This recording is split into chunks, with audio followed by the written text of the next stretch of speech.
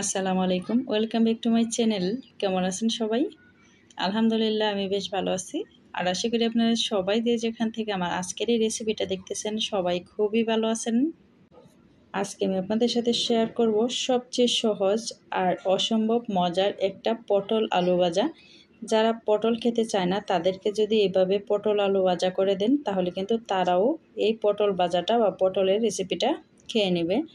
তো আমি সমস্ত উপকরণগুলো আগেই রেডি করে নিয়েছি। এখানে আমি প্রায় 400 গ্রামের মতো পটল নিয়েছি। আপনারা আপনাদের পছন্দ মতো পটলগুলো কম বেশি করে নিয়ে নেবেন। আর আমি হালকা হালকা করে পটলের খোসাটা রেখে দিয়েছি, কারণ পটলের খোসাটা ভাজলে খুব সুন্দর একটা স্মেল করে। আপনি চাইলে পটলের খোসাটা একেবারেই ফেলে দিতে পারেন বা পুরোটাই রেখে দিতে পারেন। আমি 2টা মিডিয়াম সাইজের আলুকে একটু মোটা করে কেটে নিয়েছি।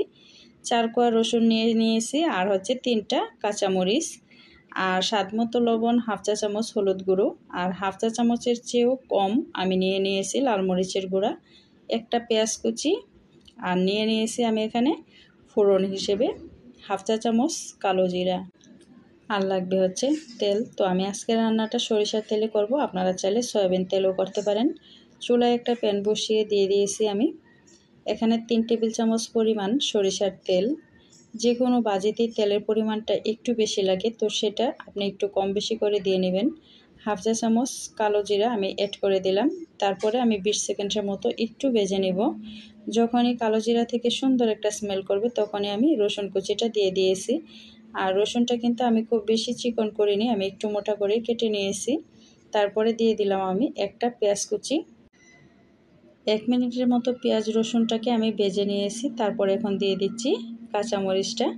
তো এখানে জালের পরিমাণটা আপনি আপনার পছন্দ মতো দিয়ে নেবেন। আপনি চাইলে এখানে সম্পূর্ণ গুঁড়ামরিচ দিয়েও করতে পারেন বা কাঁচামরিচ দিয়েও আপনি এই ভাজিটা করতে পারবেন।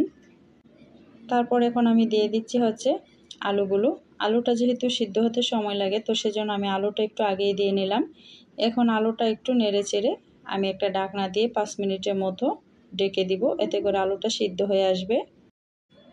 তো ব্যাক করলাম 5 মিনিট পরে। মাঝখান দিয়ে কিন্তু আমি আরেকটু নেড়ে দিয়েছিলাম।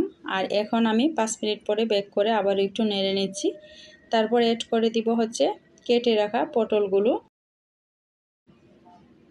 পটলগুলো দিয়ে এখন আমি ভালো করে আলু আর মশলার সাথে মিশিয়ে নিব। আর এই পর্যায়ে আমি অ্যাড করে দিব গুঁড়া মশলাটা।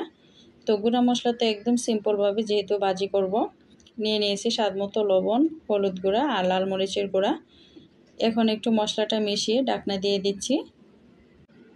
তারপরে যখন দেখব যে পটল আর আলুটা সিদ্ধ হয়ে গেছে তখন কিন্তু আমি ঢাকনাটা ছাড়াই একটু ভেজে নিব। তো মাঝখানে একটু নেড়ে দিচ্ছি।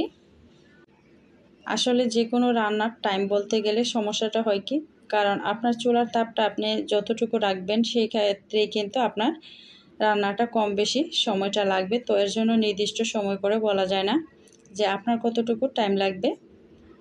তো যখন দেখব যে আলু আর পটল দুইটাই সিদ্ধ হয়ে গেছে তখনই কিন্তু আমি ঢাকনা ছাড়া একদম শুকনো ভাজি করে নিব। তো দেখতেই পাচ্ছেন পটলটা সিদ্ধ হয়ে গিয়েছে। আর এখন আমি একটু আলুটাকেও দেখে নিব। আলুটাও কিন্তু খুব সুন্দর সিদ্ধ হয়ে গেছে মনে হচ্ছে। তো একটু চাপ দিয়ে দেখে নিয়েছি, খুব সুন্দর সিদ্ধ হয়েছে। এখন একটু নেড়ে চেড়ে আমি নামিয়ে সার্ভ করে নিব। খুব সহজেই তৈরি করা হয় এই পটল আলুর ভাজা। আর এটা গরম ভাত অথবা খিচুড়ির সাথে খেতে দারুণ লাগে। আশা করি এই রেসিপিটা ভালো লাগবে। তো আজকের মতো বিদায় নিচ্ছি। আল্লাহ হাফেজ, আসসালামু আলাইকুম।